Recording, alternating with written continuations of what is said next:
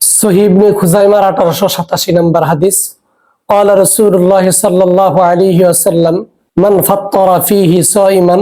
রাসূল আকরাম সাল্লাল্লাহু আলাইহি ওয়াসাল্লাম বলেছেন, যে ব্যক্তি কোন রোজাদারকে রমজানে ইফতার করাবে তার তিনটি বিশাল ফজিলত রয়েছে।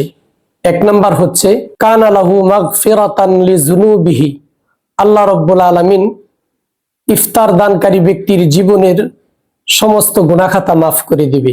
দ্বিতীয় নম্বর ফজিলত হচ্ছে ওয়াইতকু রাকাবাতিহি মিনান নার, আল্লাহ রাব্বুল আলামিন ইফতার দানকারী ব্যক্তিকে জাহান্নামের আগুন থেকে মুক্তি দান করবে।